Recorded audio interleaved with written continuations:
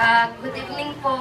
Salamat po sa lahat. Tsaka po, una po kay God kasi binigyan niyo po ako ng 18 years of existence ngayon.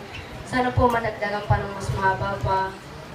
Tsaka po sa lahat po na pumunta, kahit po malayo yung pinagmulan, nakapunta pa din. Salamat po. Sa mga barkada ko dyan, salamat. Kahit ang gulo nyo kausap sila, salamat pa din. Yun. Sa lahat, basta salamat. Sa pamilya ko, salamat. Nanay, tatay, salamat. Alam mo.